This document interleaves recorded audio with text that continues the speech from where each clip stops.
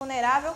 E doutor, já temos aqui perguntas também de telespectadores, tá bom? Hoje tem participação do público de casa, mas vamos lá, boa tarde, seja muito bem-vindo, doutor Franklin. Alô, você, minha amiga Emily, é uma satisfação novamente estar aqui na TV Web Cidade com o nosso quadro A Voz da Cidadania, onde o Ministério Público orienta o cidadão sobre seus direitos. E sem mais delongas, nós vamos entrar aqui no estupro de vulnerável. Por que nós escolhemos esse tema? Porque o Conselho Nacional divulgou uma pesquisa que constata o aumento dos casos de estupro de vulnerável, de crianças e adolescentes em todo o território nacional. Então, nós precisamos, Emily, trabalhar para combater essa chaga que é o estupro de vulnerável. Eu vou começar com a primeira pergunta, não vou fazer as perguntas do programa A Voz da Cidadania, e depois me coloco à sua disposição para você, telespectador, mandar a sua pergunta através do WhatsApp da TV Web Cidade. A primeira pergunta é, doutor Franklin, o que define o artigo 217-A do Código Penal Brasileiro? Bom, o artigo 217-A, ele define o crime de estupro de vulnerável. E o que é esse estupro de vulnerável? É a prática de conjunção carnal ou outro ato libidinoso com alguém menor de 14 anos ou com quem, por enfermidade ou deficiência mental, não tem discernimento para a prática do ato ou não pode oferecer resistência. Então, Emily, nós vamos aqui dividir. Primeiro, o que é conjunção carnal? No programa passado, aqui mesmo na Web Cidade, nós explicamos que a conjunção carnal é a penetração do pênis e ereção na vagina. E o ato libidinoso diverso da conjunção carnal é qualquer ato voluptuoso que tem como objetivo satisfazer a lascívia. Então, nós teríamos aí o coito anal, o sexo oral. Se essas duas situações são praticadas com alguém menor de 14 anos, e aí 13, 12, 10, 9, 8, 7, até o bebê, ou com a pessoa que tem deficiência mental. Então, imagine, por exemplo, nós temos um caso aí de Canaã dos Carajás, em que o cidadão mantém relação sexual com uma menina que é portadora de síndrome de Down. Nesse caso, como ela tem deficiência mental, se presume o estupro de vulnerável. Ou também, Emily, para quem não tem discernimento para a prática do ato ou não pode oferecer resistência. É o caso, por exemplo, do famoso Boa Noite Cinderela, em que a mulher ela é drogada numa festa e o cidadão se aproveita desta bebida que ele colocou no copo dela, pode ser o famoso Roupinol, para embriagá-la e manter relação sexual com ela. Isso também é considerado estupro de vulnerável. Muitas pessoas me perguntam, e a segunda pergunta, qual é, doutor, a pena do artigo 217-A do Código Penal, que é o estupro de vulnerável? A pena é de 8 a 15 anos de reclusão. O que significa dizer que isso é um crime hediondo. Ele é hediondo porque ele está previsto no artigo 1º da Lei 8.072/90. E o que significa, doutor Franklin, ser um crime hediondo? Significa que ele não vai ter liberdade provisória, ele não vai ser beneficiado pelo SUSI, ele não vai ter, ele vai iniciar um regime de cumprimento de pena fechado. Então, significa que o Código Penal dá um tratamento mais grave para esse crime, porque realmente é um crime bárbaro, por exemplo, um cidadão manter relação sexual com uma criança de 5 anos. E é bom ressaltar que são parentes, são familiares que normalmente são os responsáveis pelo estupro de vulnerável. Aí, outra pergunta, Emily, é quais são as características das vítimas de estupro de vulnerável, conforme o artigo 217 e 17A do Código Penal. Bom, essas vítimas, elas são vítimas menores de 14 anos. Então, muita gente me pergunta, uma menina de 13 consentiu, doutor Franklin, com a prática de um ato sexual. Mesmo que ela tenha consentido, para a lei ela não tem capacidade de consentir e, portanto, é estupro de vulnerável. Pessoa com enfermidade ou deficiência mental, imagine que uma pessoa sofra de oligofrenia, que é uma redução da capacidade mental, e o cidadão abusador se aproveita dessa situação para manter relação sexual com essa pessoa. Nós teríamos o estupro de vulnerável.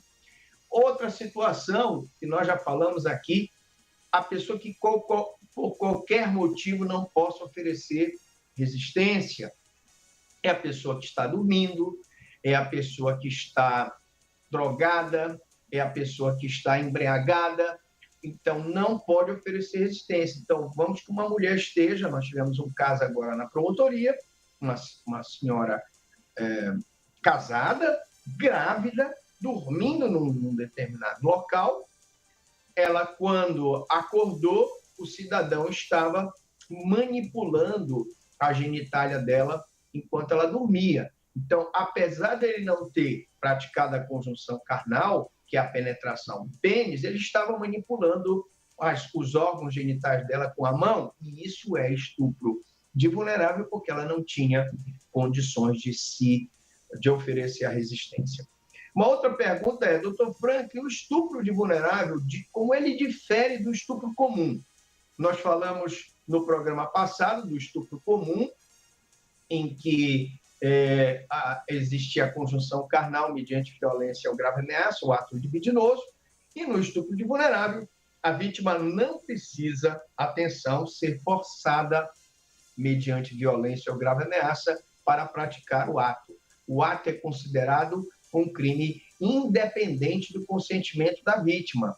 Por isso que se uma menina de 13, de 12, de 11 mantém relação sexual com um cidadão, mesmo ela consentindo com a relação, a lei automaticamente diz que ela não tem poder de consentir e está caracterizado o estupro de vulnerável.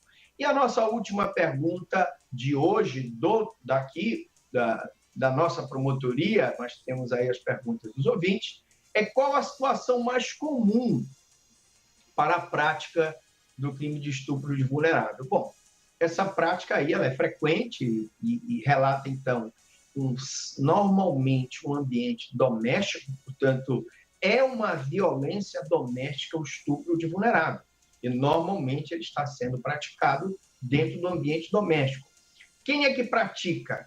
É o parente mais próximo. Então, nós temos, normalmente, é o pai, é o avô, é o tio, é o padrasto que fazem essas práticas com menores, sendo majoritariamente contra meninas. E é por isso que a gente tem que defender as nossas mulheres, as nossas meninas, com o agressor geralmente sendo alguém do vínculo familiar com a vítima.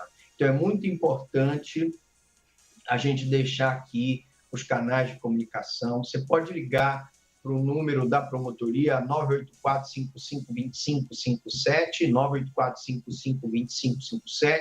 Você pode entrar no aplicativo Iara, você pode entrar na delegacia virtual, fazer a sua ocorrência, você pode ligar para o 180. Doutor, mas eu não quero me envolver, eu quero só fazer a denúncia anônima, não tem problema, você pode ligar para o 180, você pode ligar para o Ministério Público e a gente resguarda. Vale ressaltar, viu, Emily, que todas as denúncias que são recebidas pelo Núcleo Mulher, elas são encaminhadas com o sigilo da pessoa que está denunciando.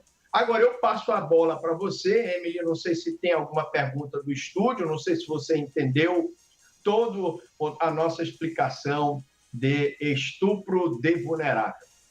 Sim, doutor. E a pergunta da nossa telespectadora, que ela pede para não ser identificada, o senhor já até respondeu na explicação, mas eu vou fazer novamente só para que possa ficar claro aqui a resposta a respeito desse assunto. Ela pergunta o seguinte: caso alguém presencie o ato e faça a denúncia, se a vítima afirmar que consentiu, a afirmação dela terá alguma relevância em relação ao caso?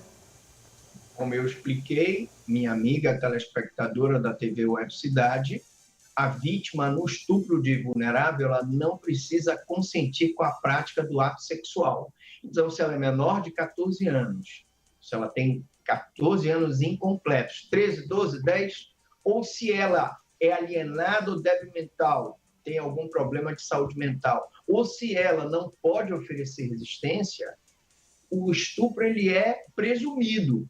E se você viu a prática do crime e quiser denunciar, pode denunciar, doutor, mas ela consentiu com a prática do ato. Mas a lei diz que ela não tem capacidade de consentir. E é muito importante, Emily, nós fazermos esse apelo aos nossos queridos amigos aí de Canaã dos Carajás, de Paraupebas, de Marabá, de São Geraldo, de todo o sul do Pará, para que a gente faça essa grande campanha em defesa das nossas meninas. Muitas meninas com a tenra idade já estão engravidando, normalmente elas largam a educação, vão ter que cuidar das crianças. Normalmente o cidadão que pratica esse ato as abandona, elas ficam sustentadas às vezes pela mãe ou pela avó, muitas delas são beneficiadas de Bolsa Família. Vai ser uma criança que já vai ter a dificuldade porque a mãe não estudou, não se qualificou, não conseguiu um bom emprego. Pode ser que essa criança caia na marginalidade e venha praticar crimes. Então, é importante manter essas nossas meninas estudando, sem que elas engravidem cedo, sem que elas contraiam doenças sexualmente transmissíveis, AIDS e outras doenças graves, para a gente defender com maior eficiência as nossas meninas aí de Canaã, aí do sul do Pará, do oeste do Pará como um todo e de todo o Brasil. É uma campanha do Conselho Nacional de Justiça em defesa do direito de você, mulher, de você, menina. Vamos denunciar esse crime, porque a gente sabe que, infelizmente, sempre tem um aumento desses atos que são praticados, infelizmente, dentro do ambiente doméstico, pela pessoa que você mais ama, às vezes o próprio pai, o avô, o tio, né, o padrasto, o vizinho que está próximo daquela criança, e a gente precisa denunciar. Eu acredito também, promotor, que essa campanha deve ser feita primeiramente, na verdade, no ambiente familiar, né? Ali sempre os pais, os parentes mais próximos ter esse cuidado de trazer essa orientação por ali, porque às vezes a gente vê casos de crianças que só vão saber que estão passando ali por esse crime já em uma idade maior, uma idade de 10, 11 anos, né? E ali inicia ainda quando elas são bem pequenas e elas não sabiam que estavam sendo vítimas. Eu queria fazer aqui, Emily, um pedido de apoio, ajuda aos nossos professores da rede municipal e da rede estadual. Meu amigo professor, minha amiga professora, se você perceber que o teu aluno apresenta sinais de depressão, ansiedade, chora, chame esse aluno, ouça esse aluno, denuncie para o Conselho Tutelar, denuncie para o Ministério Público, porque nós teremos condições de fazer a escuta especializada daquela criança, descobrir se ela está sofrendo algum tipo de abuso e, principalmente, processar o agressor.